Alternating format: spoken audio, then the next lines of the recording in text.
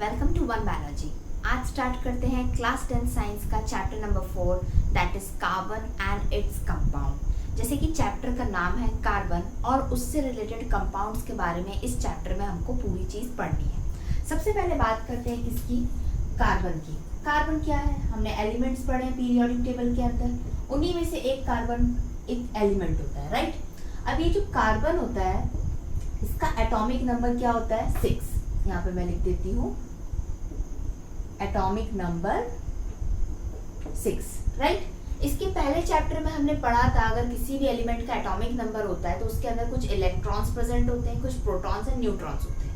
अब इलेक्ट्रॉन्स जो होते हैं किसी भी एलिमेंट में उसको हम अरेंज करते हैं कहाँ पर, शेल्स में, जो कि KLMN होता है। तो जो कार्बन है इसका जो 6 एटॉमिक नंबर है तो इसका जो इलेक्ट्रॉनिक कॉन्फ़िगरेशन बनता है वो बनता है 2 and 4, यानी कि ये कार्बन का एटम हो गया, ये न्यूक्लियस हो गया, राइट। अब इसके न्यूक्लियस के आसपास क्या है, शेल्स प्रेजेंट है।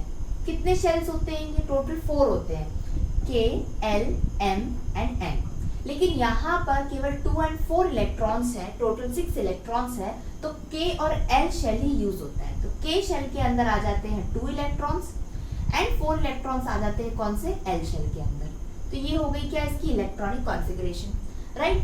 तो जितने इलेक्ट्रॉन्स प्रेजेंट होते हैं उतने ही प्रोटॉन्स प्रेजेंट होते हैं इसके अंदर। इसका मतलब 6 और ये भी हो गए टोटल कितने, 6। क्लियर यहाँ तक। अब एक चीज और क्या होती है, जो एलिमेंट्स होते हैं वो जब दूसरे एलिमेंट्स के साथ में रिएक्शन करते हैं तो एक न्यू कंपाउंड फॉर्म करते हैं और इसको क्या बोलते हैं, आयोनिक कंपाउंड, या ओनली लिख दो कि कंपाउंड फॉर्म करा है, राइट। तो यहाँ पर ये हो गया कैसा कंपाउंड, कोई भी एलिमेंट ने दूसरे एलिमेंट के साथ रिएक्ट करके एक न्यू कंपाउंड फॉर्म किया। तो जो कार्बन है वो भी एक एलिमेंट है, वो भी किसी दूसरे एलिमेंट के साथ में रिएक्ट कर सकता है और कुछ बना सकता है। तो वो कैसे कंपाउंड हो जाएंगे, कार्बन कंपाउंड्स।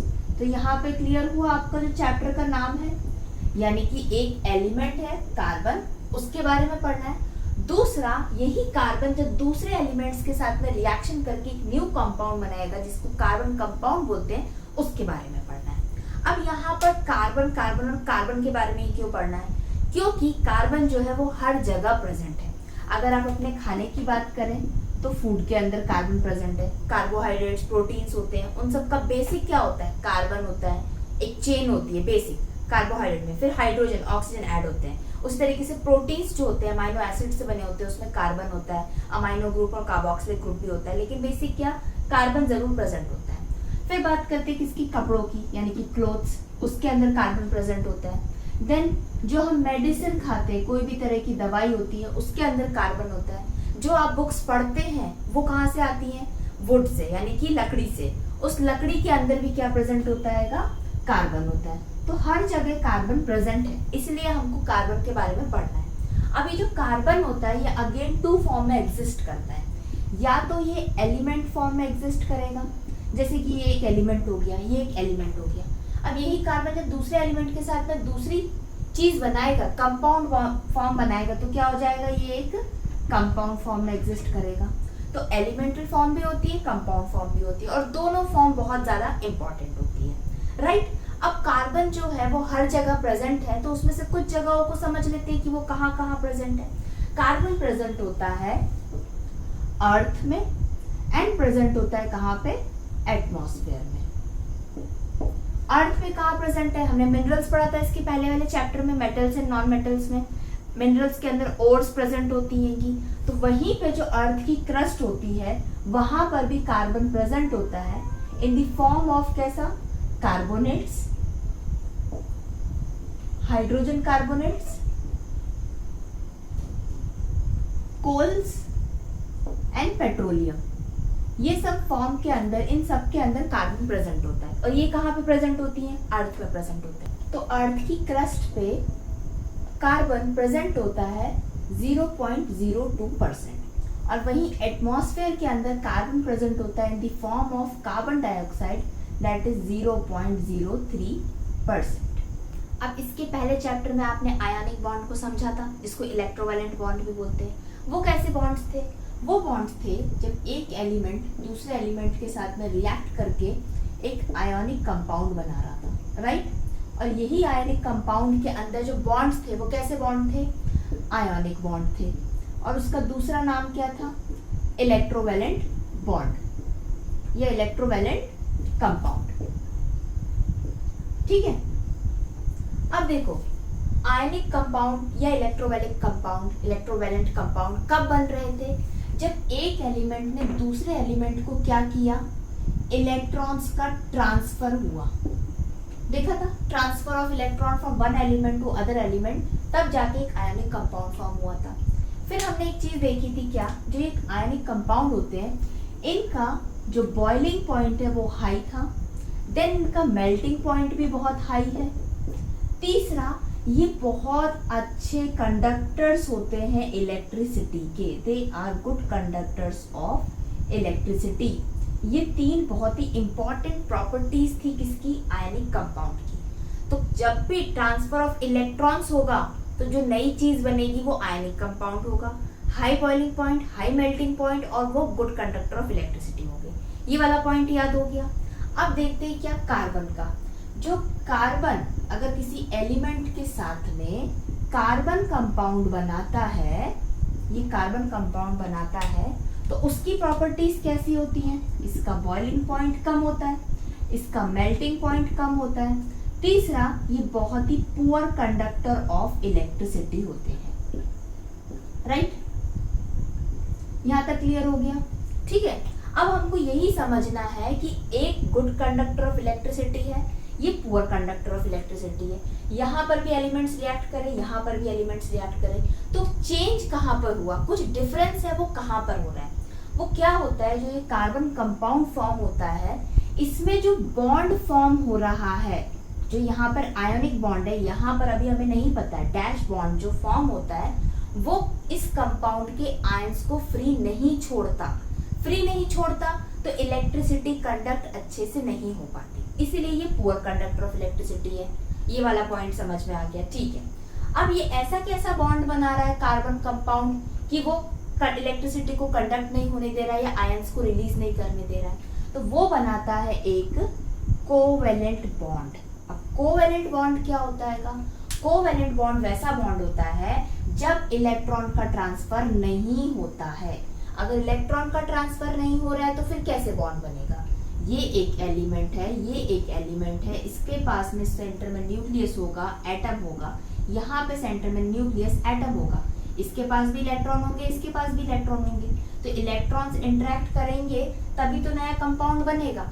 यहाँ पर यही इलेक्ट्रॉन ने ट्रांसफर कर दिया था, जिसके पास में कम था उसके पास में दे दिया, तो एक के पास में नेगेटिव आ गया, जिसने दे दिया वो पॉजिटिव हो गया, जिसने ले लिया वो क्या हो गया, नेगेटिव हो गया था, राइट। लेकिन यहाँ पर कोई लेन देन नहीं चल रही है, वो क्या करेगा, ना मैं दूंगा ना मैं लूंगा, तो क्या करेंगे, यहाँ पर हो जाती है क्या, शेयरिंग।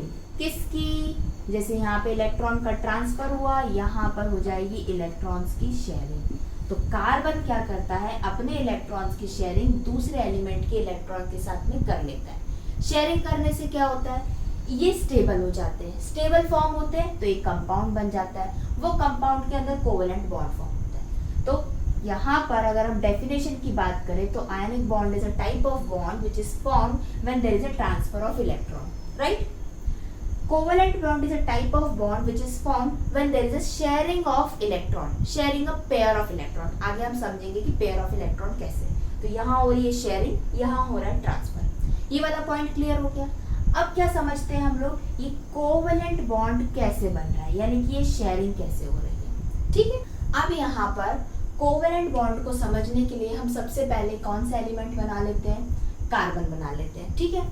तो यहाँ पर कुछ चीजें लिख लेते हैं। कार्बन जो होता है उसका एटॉमिक नंबर होता है 6, राइट। इलेक्ट्रॉनिक कॉन्फ़िगरेशन होता है 2 4, यानी कि ये K शेल में होता है और ये L शेल में होता है, क्लियर यहाँ तक। तो ये जो 4 इलेक्ट्रॉन्स है, ये 2 भी इलेक्ट्रॉन है, 4 भी इलेक्ट्रॉन है, लेकिन जो 4 इलेक्ट्रॉन है वो कौन से इलेक्ट्रॉन्स है, वैलेंस इलेक्ट्रॉन है। वैलेंस इलेक्ट्रॉन्स कौन से होते हैं, जो आउटर मोस्ट शेल पे प्रेजेंट होते हैं, ठीक है। ये हो गया न्यूक्लियस कार्बन का, ये कार्बन हो गया, ठीक। अब यहाँ पे मैंने इसके 2 शेल बना दिए, एक ये K बना दिया, एक L बना दिया, तो K के पास में हो गए 2 इलेक्ट्रॉन्स, ठीक है, और L के पास में कितने हो गए 4 इलेक्ट्रॉन्स हो गए, और ये कंप्लीट हो गया आपका कार्बन एटम, हो गया कंप्लीट। तो यहाँ पर टोटल हो गए 1 2 3 4 5 6 इलेक्ट्रॉन्स कंप्लीट हो गए, इसके हो गए कंप्लीट। तो इसका आउटर वाला कौन सा हो गया, ये हो गया बाहर वाला एल शेल हो गया, उसके पास में कितने 1 2 3 4 इलेक्ट्रॉन्स है।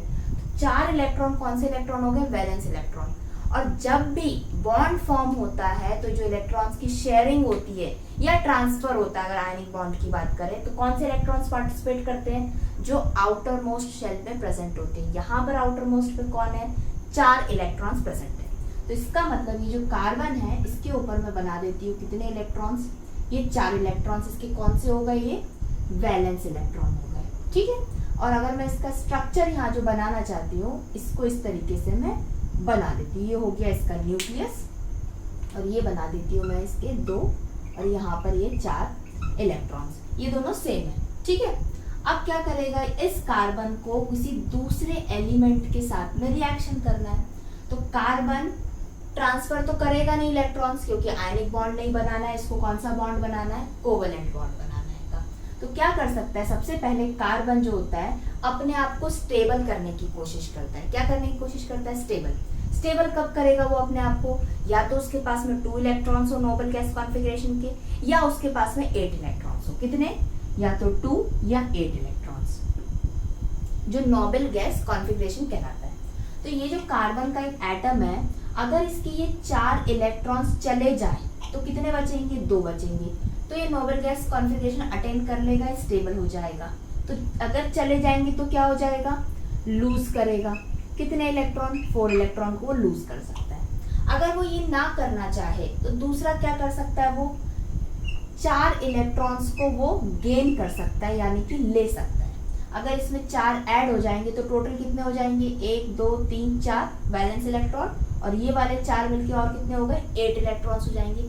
तो ये हो जाएगा क्या, नोबल गैस कॉन्फ़िगरेशन को वो ऑक्टेट रूल को फॉलो करेगा, तब भी स्टेबल हो सकता है। लेकिन कार्बन क्या करता है, ना ही वो लूज करता है ना ही वो गेन करता है। तो वो कैसी उसकी हालत हो जाती है, एक धोबी के घाट के कुत्ते की तरह।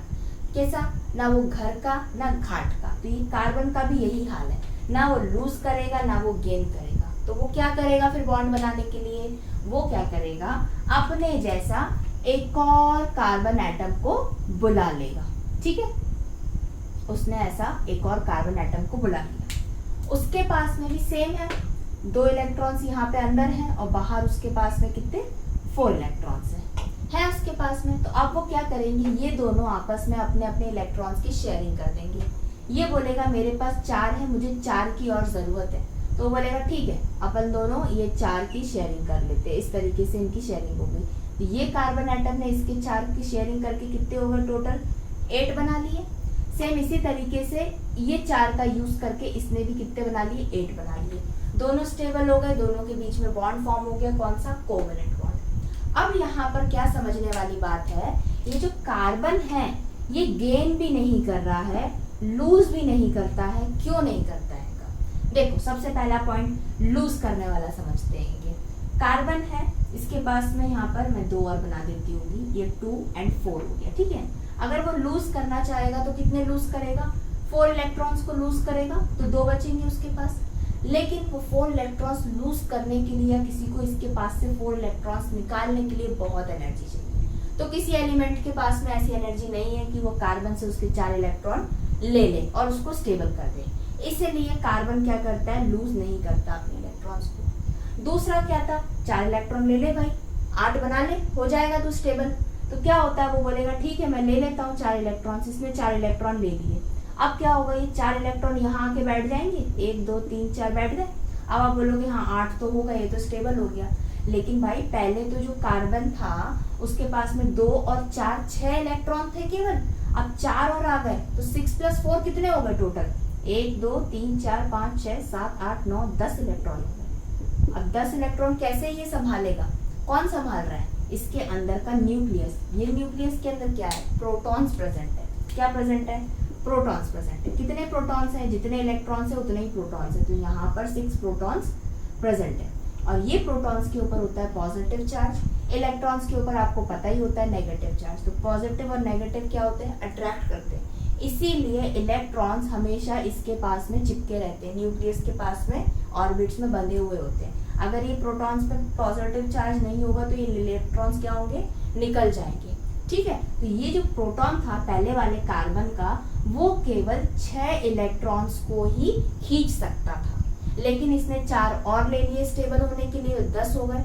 वो 10 को बेयर नहीं कर सकता, इसलिए ये वाला पॉइंट भी गलत है। वो 4 इलेक्ट्रॉन्स को नहीं ले सकता, तो उसके पास टोटल कितने 10 इलेक्ट्रॉन्स हो जाएंगे, जो पॉसिबल नहीं है।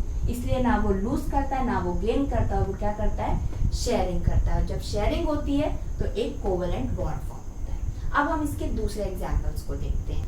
अब elements hydrogen, oxygen and nitrogen के अंदर हम लोग कोवेलेंट बॉन्ड को फॉर्म कर लेते हैं। कैसे?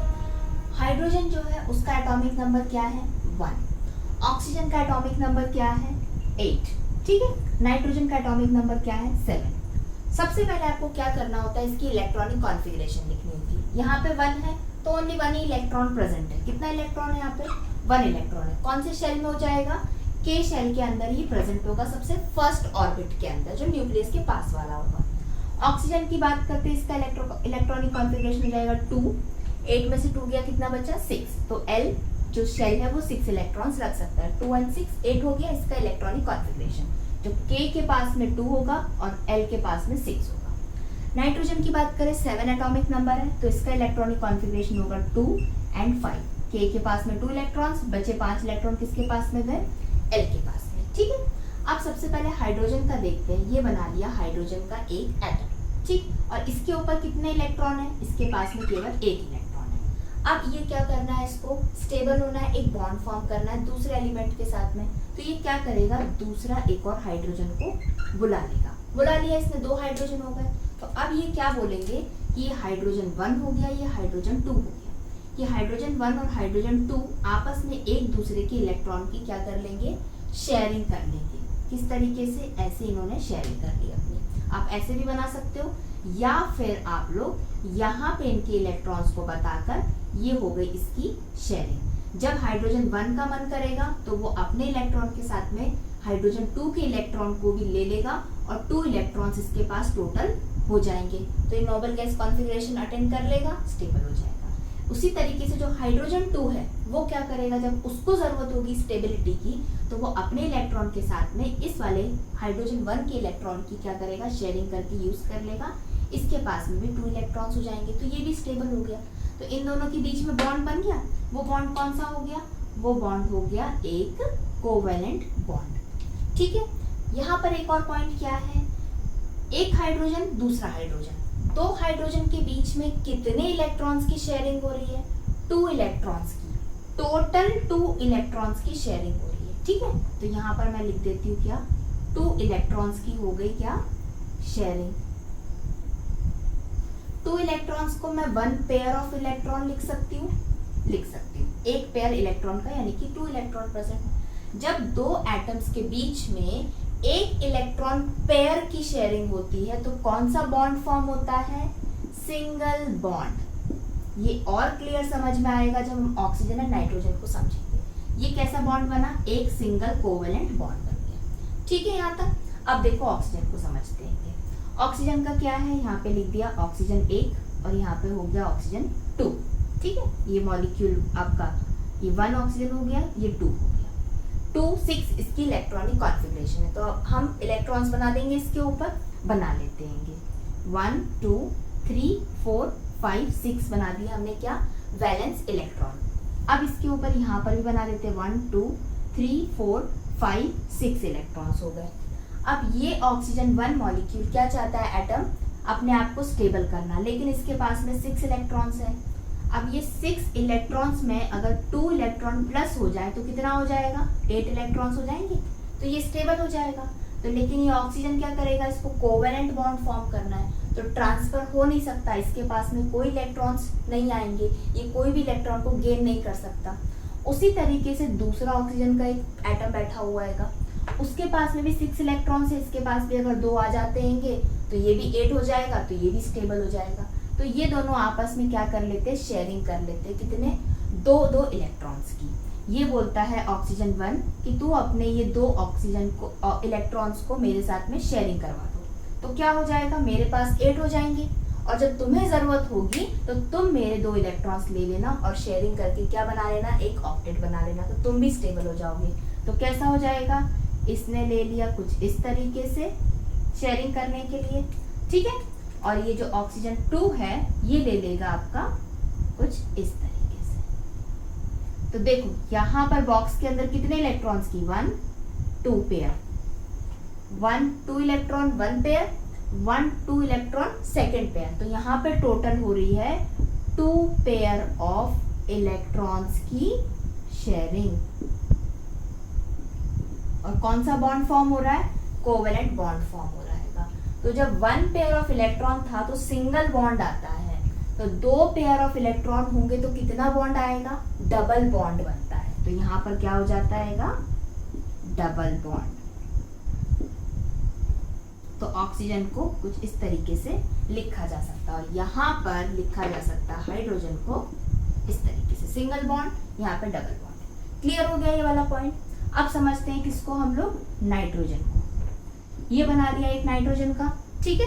नाइट्रोजन का कितना है लास्ट में, 5 इलेक्ट्रॉन वैलेंस इलेक्ट्रॉन है। तो इसको हम कैसे बनाते हैं, देखो इसको हमें 5 इलेक्ट्रॉन्स देने हैं, 2 यहाँ पे बना लिए और 1 2 3 इलेक्ट्रॉन्स हमने कुछ इस तरीके से ड्रॉ कर दिए।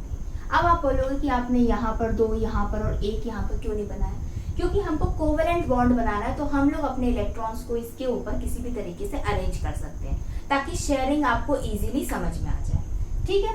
अब मैं बनाती हूँ क्या, दूसरा नाइट्रोजन मॉलिक्यूल एक बना दिया। अब इसके ऊपर मुझे इलेक्ट्रॉन्स बनाने हैं, तो यहाँ पर हो गए इसके 3 और ये 2, तो टोटल हो गए 1 2 3 4 5, 1 2 3 4 5 हो गए, 5 वैलेंस इलेक्ट्रॉन बन गए। अब ये नाइट्रोजन क्या करेगा, अगेन शेयरिंग करेगा। इसके पास में टोटल कितने हैं, 5 है, इसके पास 5 है, तो इसमें और कितने ऐड कर दिए जाए तो ये नोबल गैस कॉन्फ़िगरेशन को अटेंड करेगा। 5 + 3 ऐड कर दोगे तो 8 हो जाएगा। तो ये क्या करेगा, नाइट्रोजन 1 दूसरे वाले नाइट्रोजन के साथ में शेयरिंग करेगा इलेक्ट्रॉन की। कैसे, इसके तो टोटल 5 है, ये अपने 5 के साथ में ये 3 की भी शेयरिंग इस तरीके से करेगा। तो अब इस नाइट्रोजन 1 के पास में कितने इलेक्ट्रॉन्स हो गए, 1 2 3 4 5 6 7 8 हो गए। उसी तरीके से ये जो नाइट्रोजन का सेकेंड मॉलिक्यूल है ये भी करेगा। ये क्या करेगा, देखो इसने अपने टोटल पूरे 5 ले लिए और सामने वाले के 3 को लेकर शेयरिंग करी, 1 2 3 4 5 6 7 8, ये भी हो गया 8, दोनों हो गए, दोनों ने शेयरिंग करके बॉन्ड बना लिया, दोनों स्टेबल भी हो गए। अब यहाँ पर देखो, जैसे यहाँ पर इलेक्ट्रॉन पेयर पार्टिसिपेट करे थे शेयरिंग में, यहाँ पर भी इलेक्ट्रॉन पार्टिसिपेट कर रहे हैं।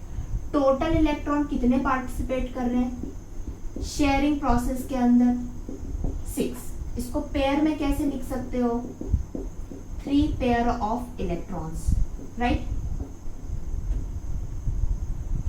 1 2 3, इसका दूसरा ये पेयर हो गया।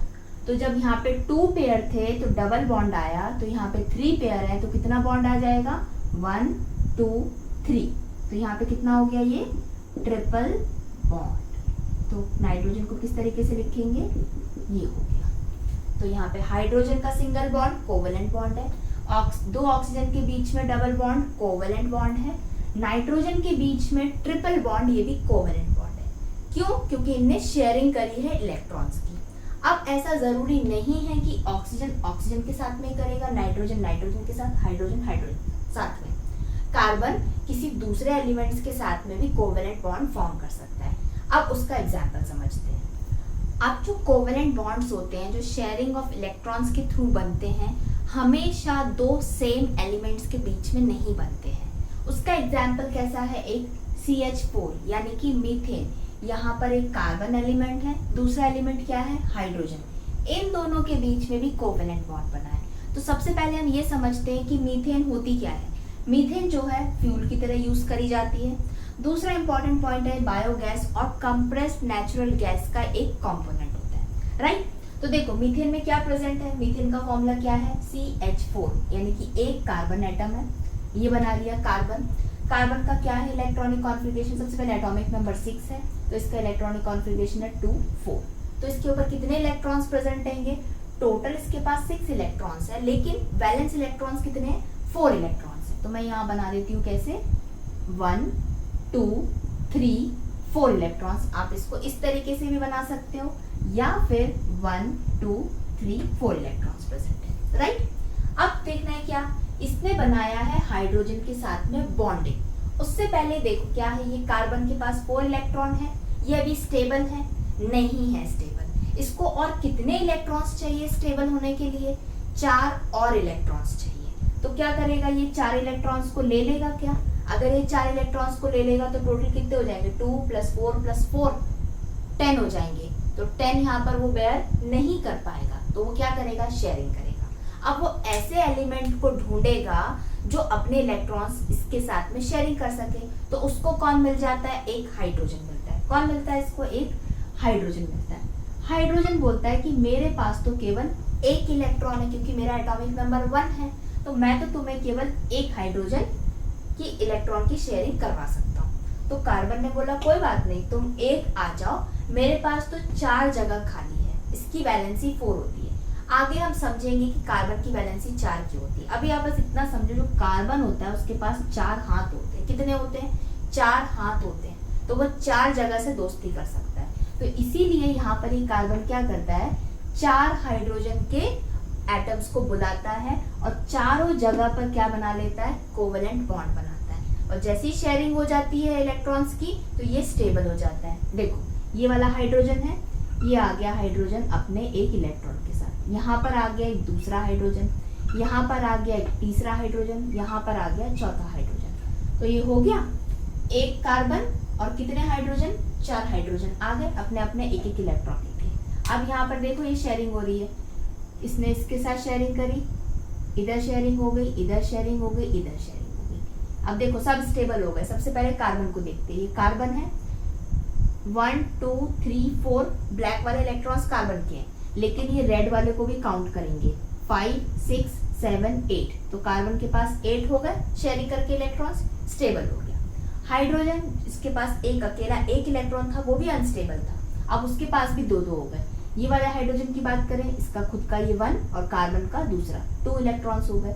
इस हाइड्रोजन के पास भी 1 2 हो गए, इसके पास 1 2, इसके पास 1 2, तो ये पूरा मॉलिक्यूल क्या हो गया, स्टेबल हो गया। तो ये हो गया क्या, CH4 मीथेन।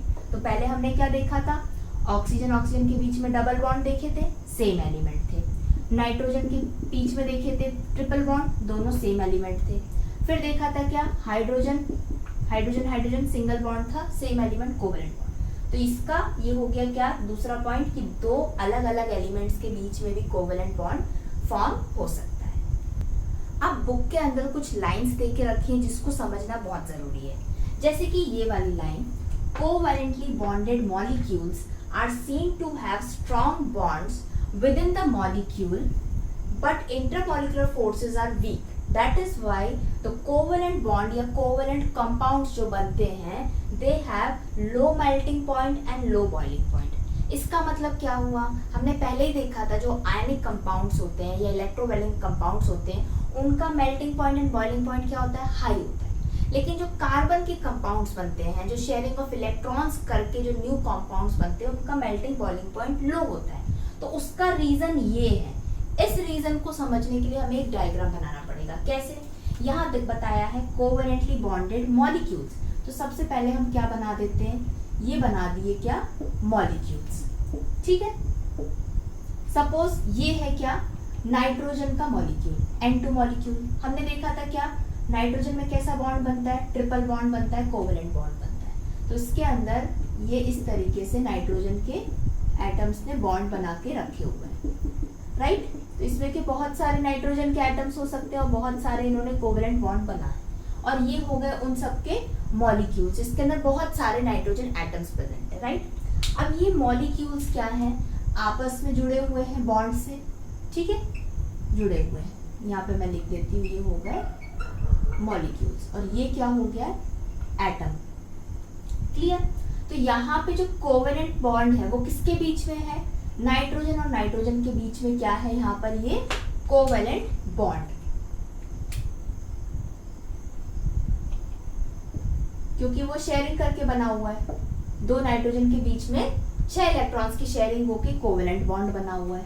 और ये जो बॉन्ड है मॉलिक्यूल्स के बीच में, इसको बोलते हैं क्या? Intermolecular force. ये रहा। तो यहाँ पर क्या बोला है? Intermolecular forces are weak. तो ये मॉलिक्यूल्स के बीच में जो रेड कलर के बॉन्ड बनाए हैं, फोर्सेस हैं, ये बहुत ही कैसे हैं? वीक है, यानी कि ये बहुत इजीली ब्रेक हो जाएंगे।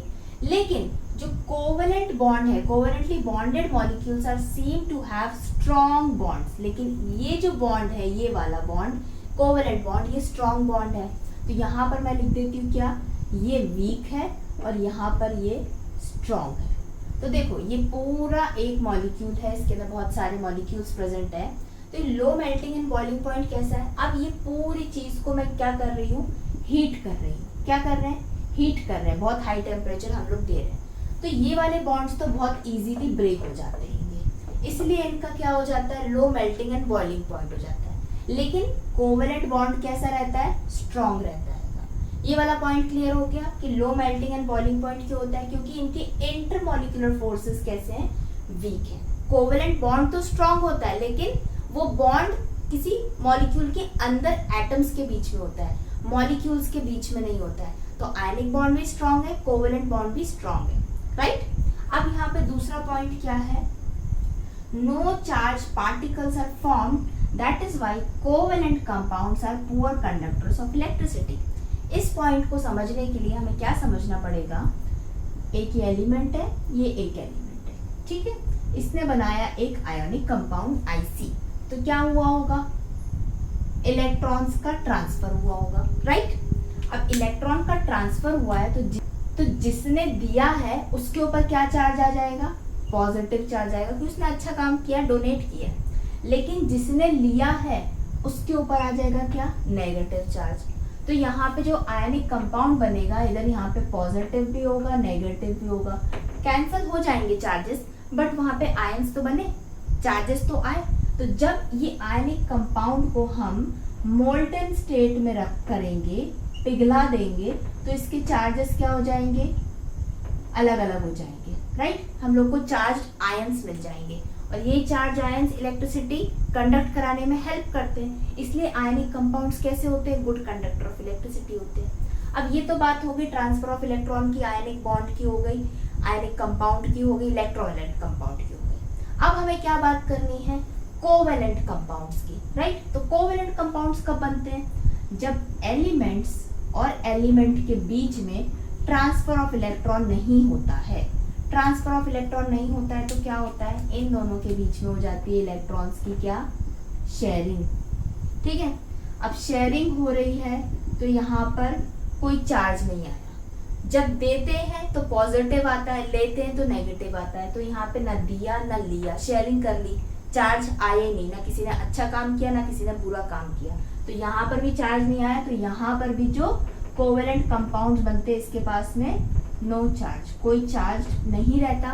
तो उनके आयंस के ऊपर भी कोई चार्ज नहीं होता अगर आप उसको मोल्टेन फॉर्म में कर दो। जब आयंस पे चार्ज नहीं है तो इसीलिए वो पुअर कंडक्टर ऑफ इलेक्ट्रिसिटी होते हैं। हो गया ये वाला पॉइंट क्लियर यहाँ पर? यहाँ पर देखते हैं एक बहुत ही इंटरेस्टिंग चीज कार्बन की, वर्सेटाइल नेचर ऑफ कार्बन। आपने वर्सेटाइल वर्ड कितनी बार सुना होगा? ये एक्टर बहुत वर्सेटाइल है, मतलब इसके पास बहुत अच्छी सारी क्वालिटीज हैं जो बाकी एक्टर्स के पास में नहीं है। सेम उसी तरीके से जो कार्बन है ये वर्सेटाइल है, इसके पास में कुछ हटके प्रॉपर्टीज है जो बाकी एलिमेंट्स के पास में नहीं है। बाकी पीरियोडिक टेबल के एलिमेंट्स आपस में एक दूसरे के साथ रिएक्ट करके नए नए कंपाउंड्स बनाते रहते हैं, लेकिन ये अकेला कार्बन सारे एलिमेंट्स के साथ में मिलके मिलियंस में कंपाउंड्स बना देता है। मतलब इतने सारे एलिमेंट्स हैं, अगर ये एलिमेंट 1, एलिमेंट 2, एलिमेंट 3, एलिमेंट 4, इसमें gold, silver, copper, magnesium, iron, बहुत सारे एलिमेंट्स आ सकते हैं, इसमें मेटल, नॉन मेटल्स कोई भी हो सकता है। ये आपस में मिलके अलग अलग कंपाउंड्स बनाते रहते हैं, राइट? अब ये अकेला कार्बन क्या करता है? ये दूसरे एलिमेंट्स के साथ में मिलके मिलियंस में कंपाउंड्स बना दिए, जो इन सब ने मिलके बनाए थे, इसने अकेले ने बना दिए। तो ये वर्सेटाइल है। अब वर्सेटाइल क्यों है? इसके पास इतनी अलग से क्वालिटीज आई कहाँ से? तो क्या प्रॉपर्टी है कार्बन की वर्सेटिलिटी के लिए? फ्रेंडशिप करना। क्या करना? फ्रेंडशिप करना। वो कैसे? कार्बन एक ऐसा एलिमेंट है जो फ्रेंडशिप करने में नंबर 1 है। आ जाओ, सबके साथ में फ्रेंडशिप करता है। अब सब इसके दोस्त कैसे बन जाते हैं? सिंपल, ये शेयरिंग करता है। इसके पास जो इलेक्ट्रॉन्स है 4, ये बहुत ही अच्छी तरीके से उन इलेक्ट्रॉन्स की शेयरिंग करता है दूसरे एलिमेंट्स के साथ में। तो सब एलिमेंट्स इसकी बातों में आ जाते हैं और इससे बहुत अच्छे से दोस्ती बना लेते हैं। तो यहाँ पर हम क्या देखते हैं, सपोज ये कार्बन एक एटम है, ठीक है। ये अपने जैसे दूसरे कार्बन एटम्स को बुलाएगा और सबके साथ में क्या कर लेगा, बॉन्ड फॉर्म कर लेगा। तो ये कार्बन की एबिलिटी है दूसरे कार्बन एटम्स के साथ में बॉन्ड बनाने की। इस प्रॉपर्टी को बोलते हैं क्या, कैटिनेशन प्रॉपर्टी या फिर कैटिनेशन। तो ये जो फ्रेंडशिप वाला जो चीज है वो इसकी ये कैटिनेशन प्रॉपर्टी है। इस वजह से क्या होता है, ये कार्बन के साथ में तो बॉन्ड बना के न्यू मॉलिक्यूल्स बनाते ही है, दूसरे एलिमेंट्स के साथ भी बनाता है। अब देखो, ये एक कार्बन था, दूसरे, तीसरे, चौथे, पांचवे, छठे, सातवें, आठवें, 10वें, 11वें, 12वें जितने कार्बन मिलते जाएंगे उन सबके साथ में बॉन्ड बनाता जाएगा। बहुत लंबी सी क्या बन जाएगी, यहाँ पर एक चेन बन जाएगी। तो कार्बन बॉन्ड बना के क्या बना लेता है, चेन बना लेता है। अब देखो, ये जो कार्बन बैठा है, ये 2, 3, 4, 5, अब ये भी चुप नहीं बैठेंगे। जब कार्बन 1 ने हाथ फैला के दोस्ती करी है तो कार्बन 2 भी अपने और दोस्त यारों को लेकर आ जाएगा। अरे तुम भी आ जाओ, तुम भी आ जाओ, तुम भी आ जाओ, तुम भी आ जाओ, तुम भी आ जाओ, सब आ जाओ। आ गए एक के ऊपर इस तरीके से। तो क्या बन गया, ये चेन के ऊपर और दूसरे कार्बन आ गए तो क्या बन गई, ब्रांच बन गई। तो दूसरा क्या हो गया, ब्रांच। तो एक कार्बन एटम कैटिनेशन प्रॉपर्टी के थ्रू चेन फॉर्म कर लेता है, ब्रांच फॉर्म कर लेता है। अब सपोज ये लंबी चेन गई है, ये गोल हो गई, रिंगा रिंगा रोजेस बन गई, राउंड बन गई, तो क्या बन गया, एक रिंग। तो क्या, रिंग स्ट्रक्चर भी फॉर्म हो जाता है। तो इससे ये पता चलता है जो कार्बन होता है वो दूसरे कार्बन के साथ में मिलके रिंग स्ट्रक्चर भी फॉर्म कर लेते हैं, चेन भी फॉर्म कर लेता है, ब्रांच स्ट्रक्चर भी फॉर्म कर लेता है। ठीक है, तो अब कार्बन दूसरे कार्बन के साथ में अगर इसने कुछ बनाया है, कंपाउंड बनाया है, तो इन दोनों के बीच में ये क्या आया है, ये एक बॉन्ड आया है। तो यहाँ पर कितना बॉन्ड दिखाई दे रहा है, 1, सिंगल लाइन है, 1 बॉन्ड। कभी कभी 2 बॉन्ड भी आ जाते हैं, कभी कभी 3 बॉन्ड भी आ जाते हैं। तो ऐसे कार्बन की चेन या ब्रांच या रिंग जिसके अंदर केवल सिंगल बॉन्ड हो, कैसा बॉन्ड हो, सिंगल बॉन्ड हो, तो ऐसे कार्बन को हम क्या बोलते हैं, सैचुरेटेड कार्बन। क्लियर? अब अगर डबल बॉन्ड भी हो, ट्रिपल बॉन्ड भी आ जाए तो ऐसे कार्बन को हम क्या बोलते हैं, अनसैचुरेटेड कार्बन। क्लियर यहां तक? अब देखो, ये केवल कार्बन ही ऐसा एलिमेंट नहीं है पूरी पीरियोडिक टेबल में जो सबके साथ में दोस्ती करने में नंबर 1 है। ये कार्बन के साथ भी करता है, दूसरे एलिमेंट्स के साथ भी करता है। एक और आता है चक्की, कौन, सिलिकॉन। ये भी कर सकता है, जैसे कार्बन कैटिनेशन प्रॉपर्टी शो करता है ना, सिलिकॉन भी शो करता है। किसके साथ में, हाइड्रोजन के साथ में। ये भी रिएक्शन करता है, चेन बना जाता है। लेकिन जब कंपटीशन की बारी आती है तो कार्बन से हार जाता है। क्यों? क्योंकि सिलिकॉन जैसे ही 7, 8 या 9 बन गए इसके और हाइड्रोजन आते गए, उसके बाद ही बंद हो जाता है। बस इससे ज्यादा दोस्ती नहीं हो सकती, इससे ज्यादा मैं अपनी चीजों की शेयरिंग नहीं कर सकता। लेकिन यहाँ कार्बन क्या करता है, यहीं पे बाजी मारता है, जितने आते जाते हैं सबके साथ में बनाता जाता है। तो सिलिकॉन भी बनाता है कैटिनेशन प्रॉपर्टी से, लेकिन वो एक टाइम के बाद में बंद हो जाता है। कार्बन जो है लॉन्ग चेन्स, ब्रांच, रिंग्स बनाता है। सिंगल बॉन्ड वाली बनाएगा तो सैचुरेटेड कार्बन हो गया, डबल ट्रिपल बॉन्ड आएगा तो अनसैचुरेटेड होगा। अब क्या यहाँ पर कार्बन केवल कार्बन के साथ बनाएगा क्या, नहीं, कार्बन दूसरे एलिमेंट के साथ बनाएगा। सपोज कार्बन ने हाइड्रोजन के साथ में बॉन्ड बना के कंपाउंड बनाया, तो ये हाइड्रोजन हुआ, ये कार्बन हुआ, तो इसको हम क्या बोलते हैं, हाइड्रोकार्बन। क्लियर? अब ये कार्बन हाइड्रोजन के बीच में केवल 2 तो होते नहीं है, और भी कार्बन हो सकते हैं, और भी हाइड्रोजन हो सकते हैं। अब इन दोनों के बीच में या इन सबके बीच में अगर चेन में सिंगल बॉन्ड है तो क्या हो जाएगा, सैचुरेटेड हाइड्रोकार्बन। अगर डबल और ट्रिपल बॉन्ड आ गए हाइड्रोजन और कार्बन के बीच में, क्या हो जाएगा, अनसैचुरेटेड हाइड्रोकार्बन। ठीक है, तो ये थी कार्बन की पहली प्रॉपर्टी जिसकी वजह से वो वर्सटाइल होता है। कौन सी, कैटिनेशन प्रॉपर्टी, राइट। अब हम इसकी सेकेंड प्रॉपर्टी को समझते हैं। कार्बन की सेकेंड इंपॉर्टेंट प्रॉपर्टी होती है क्या, इसकी वैलेंसी। अब वैलेंसी क्या होता है, वैलेंसी होती है इसके पास में कितने इलेक्ट्रॉन्स है, वैलेंस 4 इलेक्ट्रॉन्स है। इसका मतलब ये 4 दूसरे किसी एटम्स के साथ में अपने इलेक्ट्रॉन्स की शेयरिंग कर सकता है। तो यहाँ पर आप वैलेंसी को कैसे समझोगे, कार्बन है 1 2 3 4, इसके पास में कितने हाथ हैं, 4 हाथ हैं। चारों हाथों में एक एक इलेक्ट्रॉन लेके बैठा होता है वो, और बोलता है आ जाओ, जिसको मेरे साथ शेयरिंग करनी है आ जाओ। तो इसके पास में 4 अलग अलग एटम्स या 4 सेम कोई भी एटम्स आ सकते हैं और बॉन्ड बना सकते हैं। अगर इस कार्बन के पास में यहाँ पर भी कार्बन आ गया, यहाँ भी कार्बन आ गया, यहाँ भी कार्बन आ गया, यहाँ भी कार्बन आ गया, तो भी कोई प्रॉब्लम नहीं है।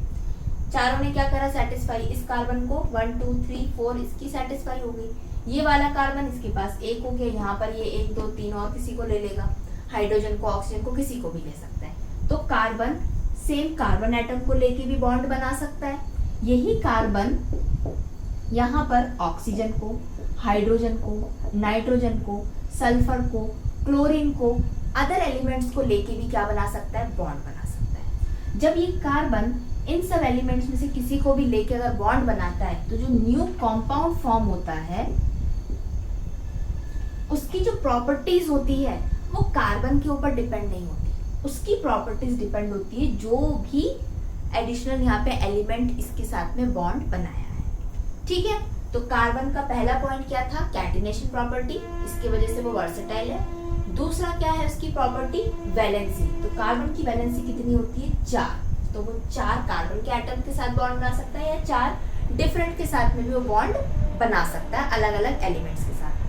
अब यहाँ पर क्या है, जो कार्बन और कार्बन के बीच में जो बॉन्ड बन रहा है ये बहुत ज्यादा स्टेबल होता है क्योंकि इसकी वैलेंसी पूरी हो जाती है 4 की। ठीक है, दूसरा पॉइंट क्या होता है, ये बहुत ज्यादा स्ट्रॉन्ग होता है। ये 2 इंपॉर्टेंट पॉइंट है। अब ये जो कार्बन का बॉन्ड होता है जो स्ट्रॉन्ग है बहुत, उसका रीजन क्या है, उसका रीजन है जो कार्बन एटम है उसका साइज कैसा है, स्मॉल। अगर ये कार्बन छोटा साइज का है तो जो इसका न्यूक्लियस होता है, ये जो भी इलेक्ट्रॉन्स इसके आसपास शेयर होते हैं उसको वो पकड़ के रखता है। अपने इलेक्ट्रॉन्स को तो पकड़ के रखा ही है। अब इस कार्बन के पास में अगर एक दूसरा हाइड्रोजन आया एक इलेक्ट्रॉन को लेकर, इसके पास में यहाँ पर कुछ इस तरीके से इसको यहाँ पे रब कर देते हैं, ये हाइड्रोजन हो गया, ये कार्बन हो गया, राइट। तो ये छोटा साइज में है, इसलिए इसका न्यूक्लियस क्या करता है, शेयर्ड इलेक्ट्रॉन्स को बहुत ही टाइटली होल्ड करके रखता है। टाइट होल्ड करके रखेगा तो बॉन्ड कैसा होगा, स्ट्रॉन्ग होगा कि वीक होगा, स्ट्रॉन्ग बॉन्ड होगा। तो इसीलिए जितना एटम छोटा होता है उतने उसके बॉन्ड कैसे होते हैं, स्ट्रॉन्ग हो जाते हैं। और जितने बड़े बड़े एटम्स होते हैं अगर उनके बीच में बॉन्डिंग होती है तो वो, आप यहाँ पर समझते हैं saturated and unsaturated carbon compounds को। सैचुरेटेड एंड अनसैचुरेटेड 2 अलग अलग चीजें हैं, लेकिन दोनों किस में प्रेजेंट होती हैं, कार्बन के कंपाउंड्स में। तो कार्बन का कंपाउंड हम कैसे बनाएंगे, कंपाउंड है, यानी कि 2 एलिमेंट्स ने मिलकर एक कंपाउंड बनाया। तो 2 एलिमेंट में से एक एलिमेंट तो हो गया आपका कार्बन, दूसरा एलिमेंट कौन है यहाँ पर, हाइड्रोजन। यहाँ पर हम समझते हैं saturated and unsaturated carbon compounds को। कार्बन कंपाउंड्स की बात हुई है तो यानी कि 2 एलिमेंट्स ने मिलकर कंपाउंड बनाया। कार्बन कंपाउंड है तो 2 एलिमेंट में से एक एलिमेंट तो कार्बन होगा, तो दूसरा एलिमेंट क्या है, दूसरा एलिमेंट है क्या, हाइड्रोजन। तो 2 एलिमेंट हो गए, एक कार्बन एक हाइड्रोजन, दोनों ने मिलकर बनाया कार्बन कंपाउंड। यहाँ पर हम 3 कार्बन कंपाउंड्स को लिखते हैं। सबसे पहला एक कार्बन का कंपाउंड CH4, यानी कि एक कार्बन 4 हाइड्रोजन के साथ में मीथेन। दूसरा हम लिखते हैं क्या, 2 कार्बन H6 6 हाइड्रोजन के साथ में एक कंपाउंड, इसका नाम होता है इथेन। मीथेन, इथेन, बाद में समझेंगे इसका नाम कैसे पड़ा। और जो तीसरा कंपाउंड हम समझेंगे वो होगा क्या, C3H8। तो देखो यहाँ पे तीनों में क्या डिफरेंस है, एक के पास एक कार्बन है, दूसरे के पास 2, तीसरे के पास 3 कार्बन है। सिमिलैरिटी क्या है, तीनों के पास में कार्बन है और हाइड्रोजन है, तो कार्बन कंपाउंड्स है, राइट। सबसे पहले हम समझते हैं मीथेन को, जो बहुत सिंपल है, इसके पहले भी हमने समझ चुका है। कार्बन लिखेंगे बीच में, राइट। कितनी वैलेंसी होती है कार्बन की, 4 वैलेंसी होती है।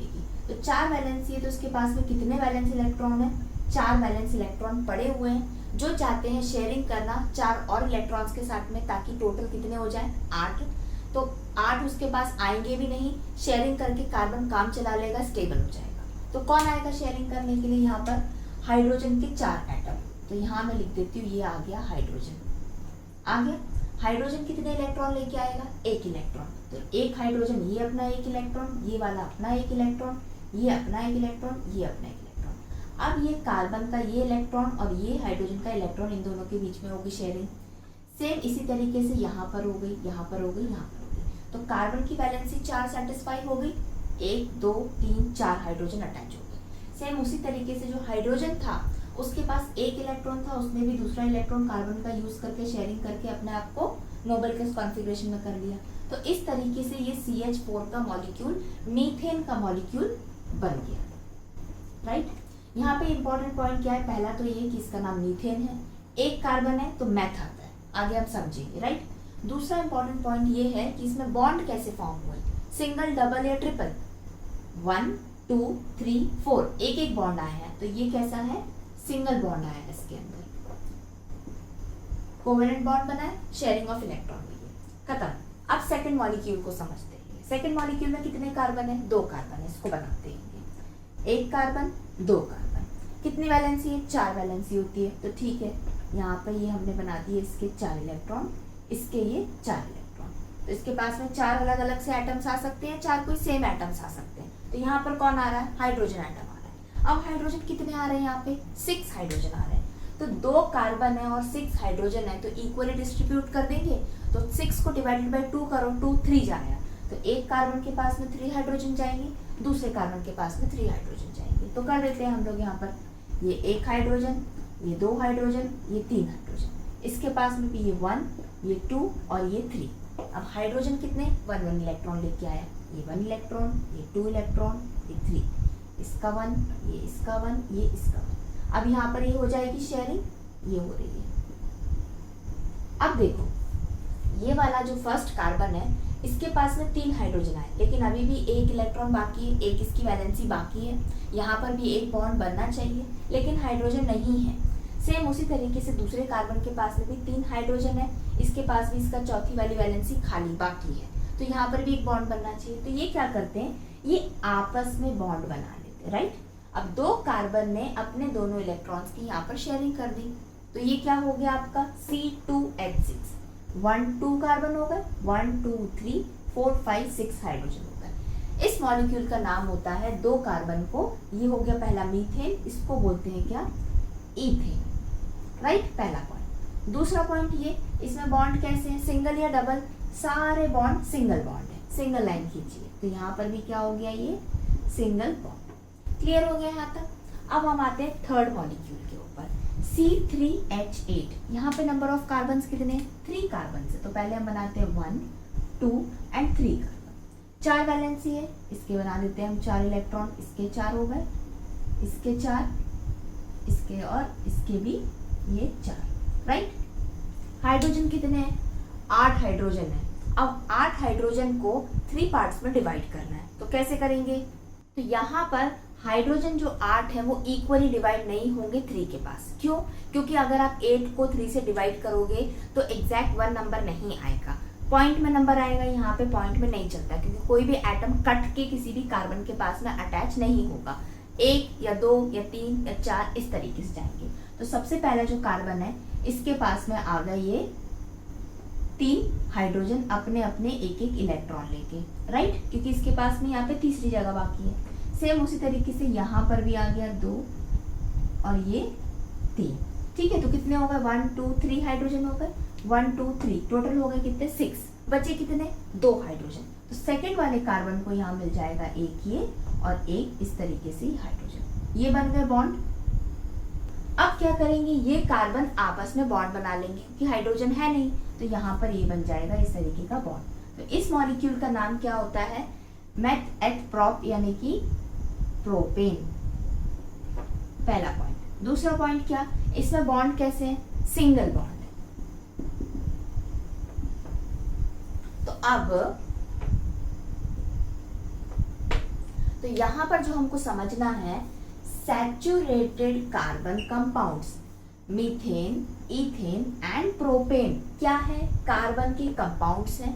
ऐसे कार्बन के कंपाउंड्स जिसके अंदर बॉन्डिंग केवल सिंगल होती है, यानी कि सिंगल बॉन्ड से ही पूरा मॉलिक्यूल बना होता है, ऐसे कार्बन कंपाउंड्स को क्या बोलते हैं? Saturated carbon compound. तो मीथेन एक सैचुरेटेड कार्बन कंपाउंड है, इथेन सैचुरेटेड है, प्रोपेन भी सैचुरेटेड कार्बन कंपाउंड है। अब अनसैचुरेटेड कार्बन कंपाउंड्स को समझने के लिए एग्जाम्पल है C2H4, 2 कार्बन और 4 हाइड्रोजन। इसको बना के देखते हैं।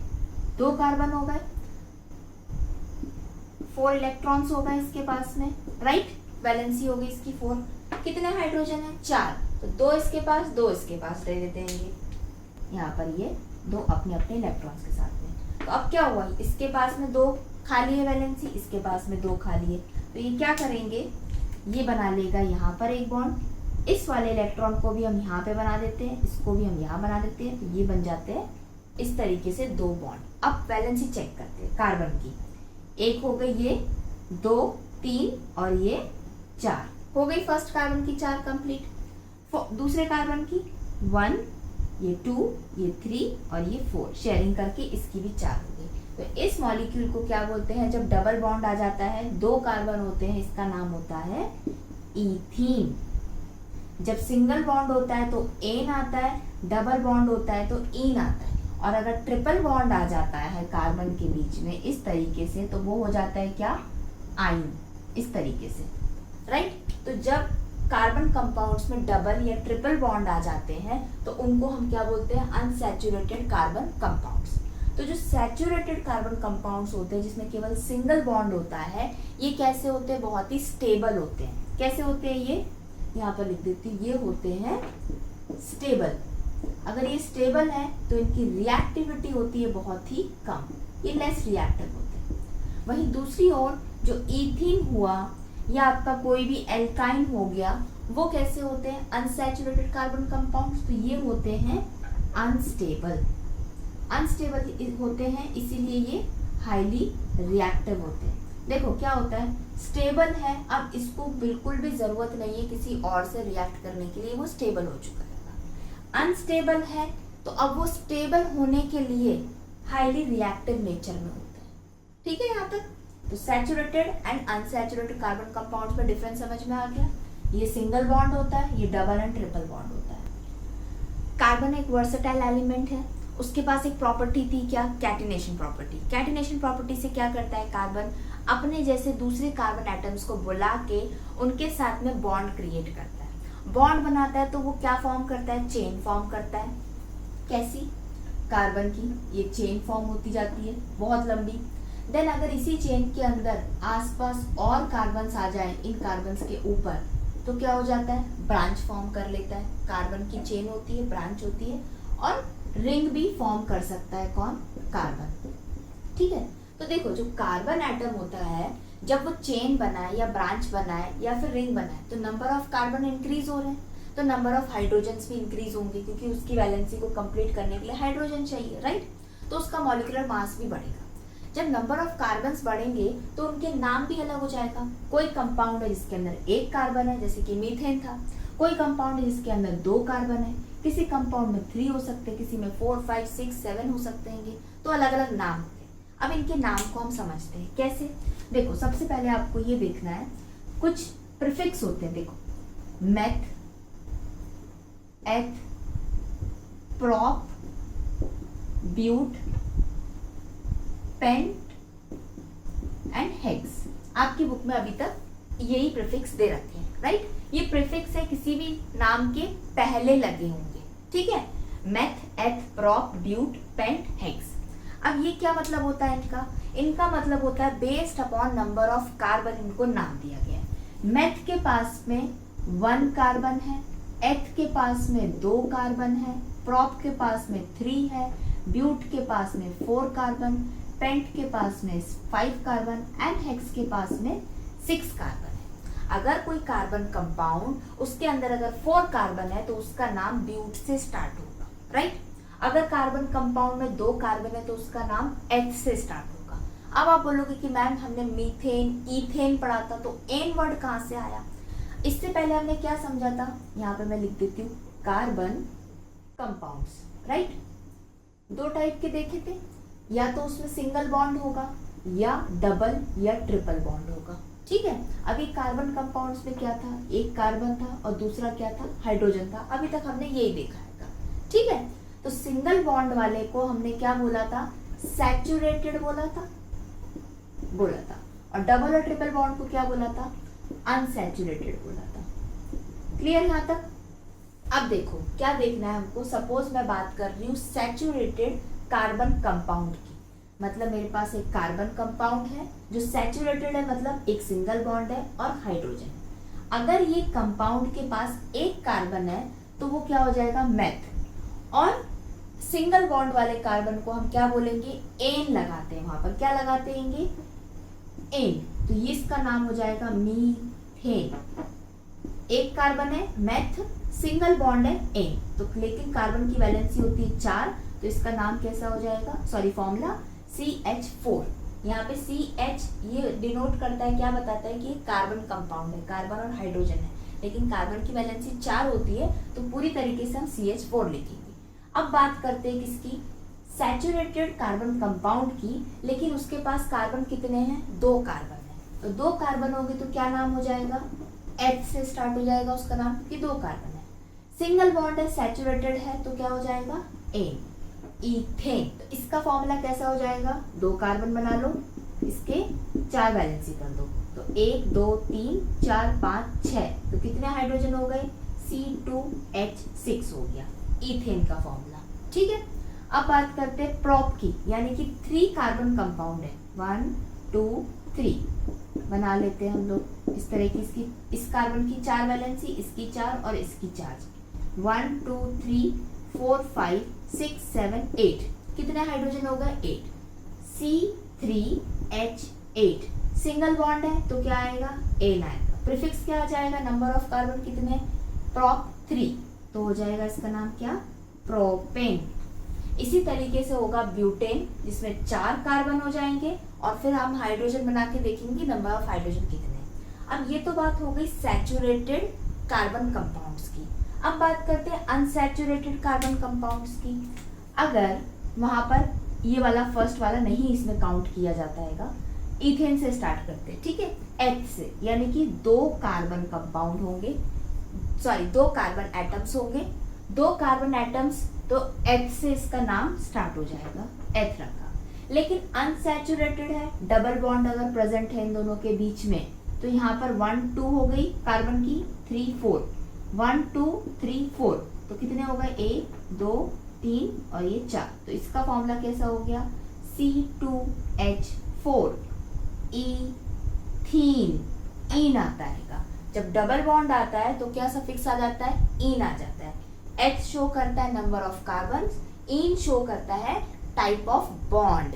अब यहाँ पर अगर ट्रिपल बॉन्ड आ जाएगा तो क्या बोलेंगे इसको, ईथ तो आएगा क्योंकि यहाँ पे 2 कार्बन है, इथाइन। जब ट्रिपल बॉन्ड आएगा तो एथ हो गया नंबर ऑफ कार्बन, और आइन क्या शो कर रहा है, टाइप ऑफ बॉन्ड। कार्बन का चेन स्ट्रक्चर हमने समझा कैसे, प्रोपेन में यानी कि C3 में, ब्यूटेन में समझा, C4 कार्बन कंपाउंड था, उसमें पूरी चेन जा रही थी कार्बन की, ठीक है, और हाइड्रोजन लगा हुआ था। तो हम ब्यूटेन को लेकर ही ब्रांच स्ट्रक्चर को समझते हैं, कार्बन कैसे ब्रांच स्ट्रक्चर बनाता है। सबसे पहले हम ब्यूटेन को बनाते हैं, तो ब्यूट क्या बताता है, नंबर ऑफ कार्बन कितने, 4 कार्बन है, तो मैं यहाँ पे बना देती हूँ 1 2 3 एंड 4 कार्बन, ठीक है। अब इसकी क्या होगी, चारों वैलेंसी को हम सेटिस्फाई करेंगे, इस तरीके से ये हो गई सेटिस्फाई। किस हाइड्रोजन यहाँ पर 1 2 3 4 5 6 7 8 9 10 हो गया, तो इसका फॉर्मूला क्या हो गया, C4H10। कौन है ये, ब्यूटेन है, राइट, ब्यूटेन। अब क्या होगा, इसमें आप नंबरिंग दे देती हो एक और, ये कार्बन 1, ये कार्बन 2, ये 3 एंड ये 4। जब इस ब्यूटेन को या चेन लाइक स्ट्रक्चर को, कार्बन कंपाउंड को ब्रांच स्ट्रक्चर करना होगा तो क्या होता है, अलग से दूसरे कार्बन नहीं आ रहे यहाँ पर, यही इनमें से कार्बन इसी कार्बन में जाकर डायरेक्टली अटैच हो जाते हैं।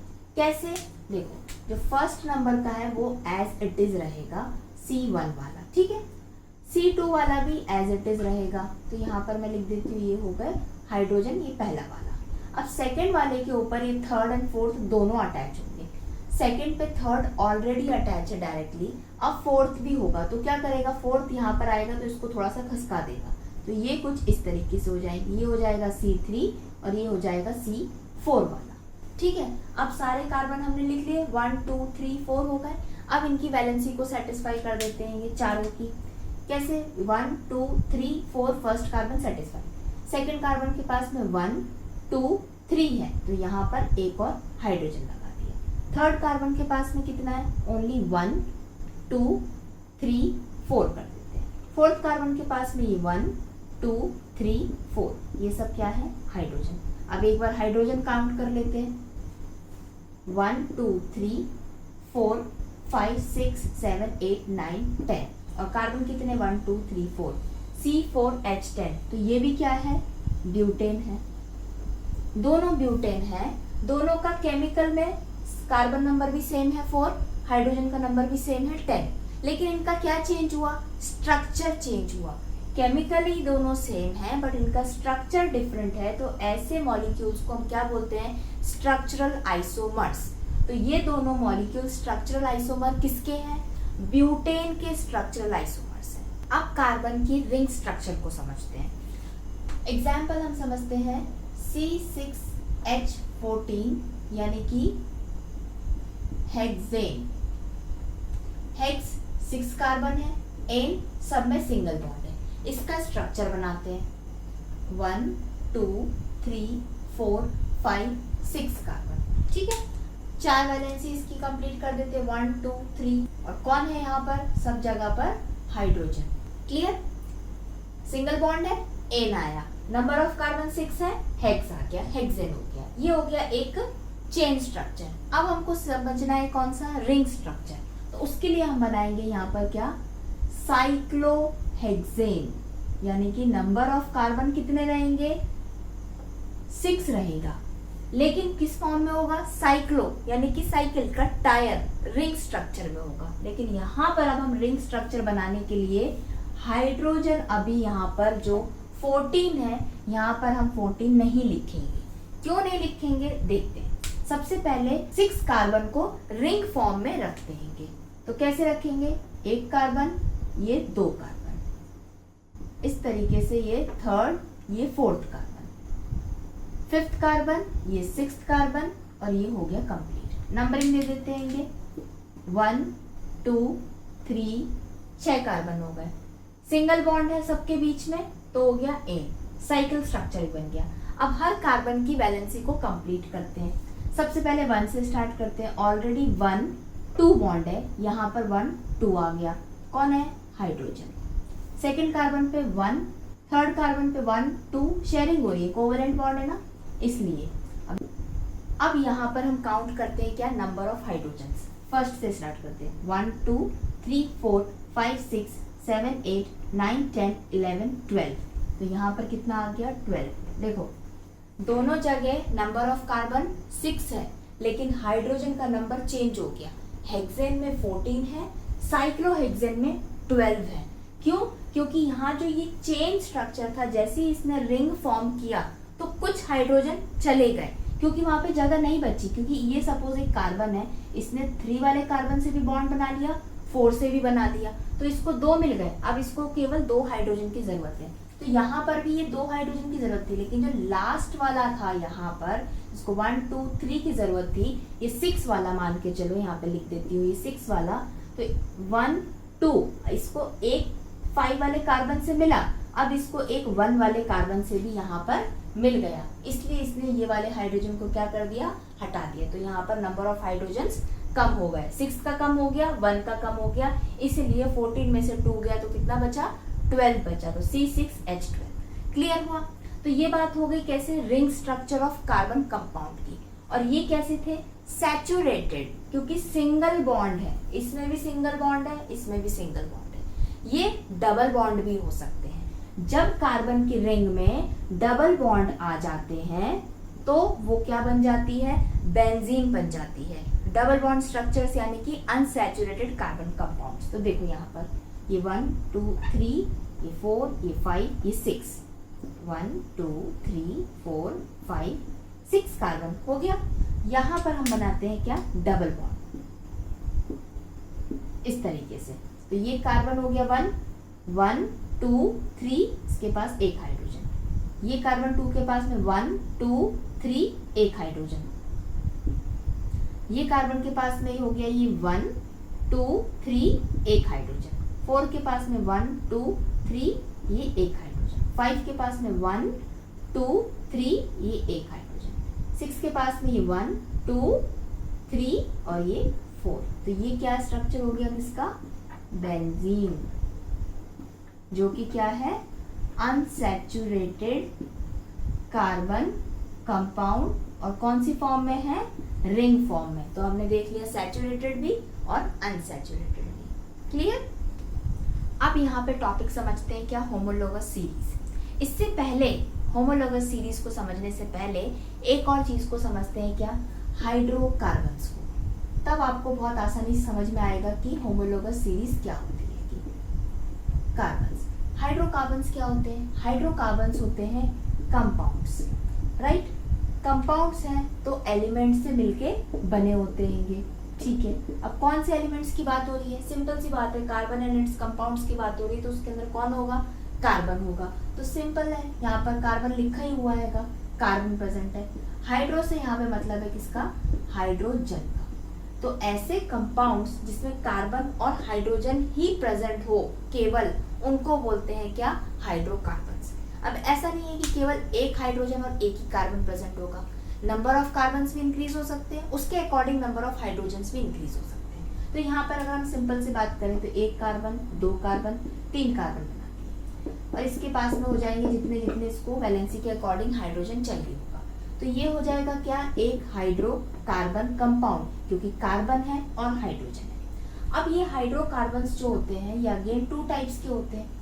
अगर इसमें सिंगल बॉन्ड प्रेजेंट होगा तो वो कैसे हो जाएंगे, सैचुरेटेड हाइड्रोकार्बन्स। जैसे कि अगर 3 कार्बन है तो यहाँ पे क्या लिख सकते हैं, प्रोपेन। 4 कार्बन होगा तो क्या लिख देंगे हम, ब्यूटेन, राइट। अनसैचुरेटेड हाइड्रोकार्बन्स कैसे होंगे, ऐसे ऐसे कंपाउंड जिसमें कार्बन तो होगा, हाइड्रोजन भी होगा, लेकिन डबल बॉन्ड प्रेजेंट होगा, या फिर कार्बन के बीच में ट्रिपल बॉन्ड प्रेजेंट होगा, तो वो कैसे हो जाएंगे, अनसैचुरेटेड हाइड्रोकार्बन्स। कार्बन और हाइड्रोजन होना जरूरी है। यहाँ तक क्लियर हो गया कि हाइड्रोकार्बन्स क्या होते हैं, हाइड्रोजन और कार्बन वाले कंपाउंड्स को हाइड्रोकार्बन बोलते हैं। एक बॉन्ड होगा तो वो सैचुरेटेड, 2 या 3 बॉन्ड होंगे तो वो अनसैचुरेटेड होगा, ठीक है। अब क्या होता है, चाहे सैचुरेटेड हो या अनसैचुरेटेड हो, कार्बन के पास में हाइड्रोजन है, क्या ये हमेशा हाइड्रोजन रखेगा, नहीं। पीरियोडिक टेबल में बहुत सारे एलिमेंट हैं, तो ऑक्सीजन हुआ, क्लोरीन हुआ, सल्फर हुआ, नाइट्रोजन हुआ, कुछ एलिमेंट्स क्या करते हैं, इसकी हाइड्रोजन की जगह को रिप्लेस कर देते हैं। सपोज इसमें से कोई एक एलिमेंट आया सैचुरेटेड हाइड्रोकार्बन के पास में और हाइड्रोजन को हटा के खुद बैठ गया, ऐसा भी हो सकता है।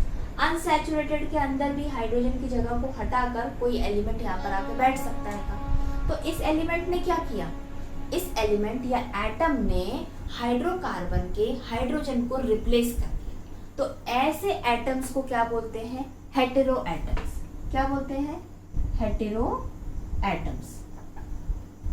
और ये हेटेरो एटम्स जो हाइड्रोजन को रिप्लेस करते हैं, अकेले भी आ सकते हैं या किसी और एलिमेंट के साथ में भी आ सकते हैं, किसी और एटम्स के साथ में ग्रुप फॉर्म करके भी आ सकते हैं। तो देखो यहाँ पर हमें केवल एक चीज को समझना है, ऑक्सीजन को। ऑक्सीजन जब हाइड्रोजन के साथ में मिलके आता है किसी भी हाइड्रोकार्बन के हाइड्रोजन को रिप्लेस करने के लिए, बैठने के लिए, तो उसको क्या बोलते हैं, कौन सा ग्रुप, ये हो जाता है एल्कोहल ग्रुप हो जाता है, ठीक है। अब यही ऑक्सीजन हाइड्रोजन के साथ साथ कार्बन को भी लेके आता है तो वो हो जाता है कैसा ग्रुप, एल्डिहाइड ग्रुप। तो ये CHO ग्रुप हो गया पूरा। अब ये अकेला एटम ऑक्सीजन नहीं बचा, CHO ग्रुप हो गया जिसको एल्डिहाइड ग्रुप बोलते हैं। एल्डिहाइड पूरा का पूरा इस हाइड्रोजन को रिप्लेस करके यहाँ पर बैठ सकता है, ठीक। तीसरा होता है क्या, ऑक्सीजन कार्बन के साथ में आता है लेकिन डबल बॉन्ड बना के, और ये कार्बन के साथ में कोई दूसरा कार्बन आ सकता है या दूसरे कोई भी एटम्स आ सकते हैं। तो इस वाले ग्रुप को क्या बोलते हैं? कीटोन। ठीक है। अब ऑक्सीजन कार्बन के साथ साथ में यहां पर एक हाइड्रोजन लेकर आ रहेगा, तब क्या होगा? इस ग्रुप को बोलते हैं कार्बोक्सिलिक ग्रुप या कार्बोक्सिलिक फंक्शनल ग्रुप हो गया, राइट। तो अल्कोहल, एल्डिहाइड, कीटोन, कार्बोक्सिलिक, ये सब क्या है? ये सब ऐसे हेटेरो एटम्स के साथ में जुड़े हुए कुछ ग्रुप्स हैं। एक ही हेटेरो एटम है ऑक्सीजन, उसके साथ में लेकिन अलग अलग, कभी हाइड्रोजन, कभी कार्बन, कभी डबल बॉन्ड के साथ में, कभी हाइड्रोजन के साथ में बनके अलग अलग ग्रुप्स बन गए। ये चारों के चारों क्या करते हैं? ये हाइड्रोकार्बन की चेन में कार्बन को हटाते नहीं है, उसके हाइड्रोजन के हटा के खुद बैठ जाते हैं ये और एक नया कंपाउंड फॉर्म कर लेते हैं। तो अब सोचो, ये इतना अच्छा सा ग्रुप यहाँ पर हाइड्रोकार्बन में हाइड्रोजन की जगह पर बैठ जाएगा आकर, तो ये जो कार्बन की चेन है इसकी प्रॉपर्टीज पूरी चेंज हो जाएगी। तो वो फंक्शनल ग्रुप, ये जो ग्रुप होते हैं यही डिसाइड करते हैं इस कार्बन की चेंज की फंक्शनल प्रॉपर्टी को। कैसे? अगर अल्कोहल आ जाएगा यहाँ पर तो ये कैसा नेचर हो जाएगा इस कार्बन चेन का? अल्कोहलिक इन नेचर हो जाएगी। अगर एल्डिहाइड ग्रुप आके बैठ जाएगा तो ये एल्डिहाइड की नेचर हो जाएंगे। कीटोन आके बैठेगा तो कीटोन वाला, कार्बोक्सिलिक है तो कार्बोक्सिलिक ग्रुप की जो भी प्रॉपर्टीज होगी वो इसके पास आ जाएगी। अब इन कार्बन का कोई रोल नहीं रहेगा, इसके पास खुद की कोई पर्टिकुलर प्रॉपर्टी नहीं है। अब वो कौन सी प्रॉपर्टीज को यूज करेगा? जो ये फंक्शनल ग्रुप की प्रॉपर्टीज होगी। तो अब यहाँ पर एक और चीज क्या समझने वाली है, सपोज इसको रख कर देते हैं, ये कार्बन की चेन है, ठीक है। ये 3 कार्बन की है, 2 कार्बन की भी हो सकती है, ये 3 की भी हो सकती है, ये 4 की भी हो सकती है।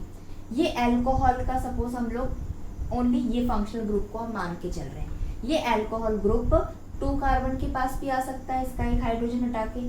3 कार्बन की चेन प्रोपेन के पास में भी आ सकता है, ब्यूटेन के पास भी आ सकता है, पेंटेन के पास में भी आ सकता है, ठीक है।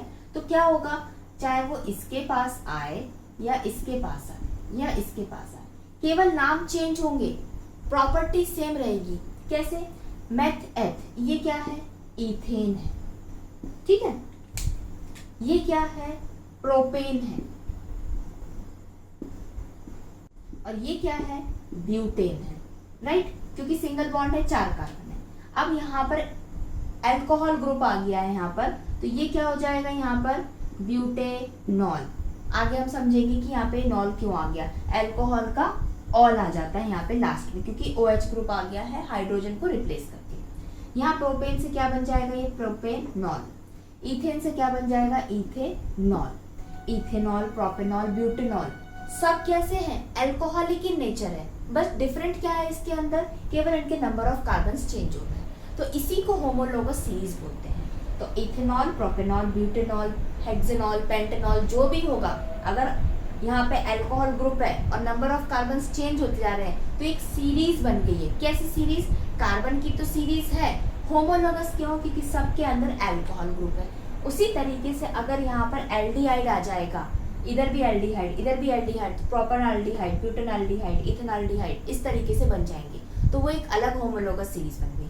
तो अल्कोहल की एक अलग सीरीज होती है, एल्डिहाइड की सीरीज होती है, कीटोन की सीरीज होती है, कार्बोक्सिलिक ग्रुप की सीरीज होती है। और सब सीरीज के अंदर केवल नंबर ऑफ कार्बन्स चेंज होते हैं, नंबर ऑफ हाइड्रोजन्स थोड़े चेंज होते हैं, लेकिन फंक्शनल ग्रुप हमेशा सेम होता है और उनकी सबकी प्रॉपर्टी सेम होती है। ये अल्कोहल है तो सारे अल्कोहल ही हैं, सबका थोड़ा बहुत कॉन्सेंट्रेशन हाई लो इस तरीके से होगा। क्लियर यहाँ तक?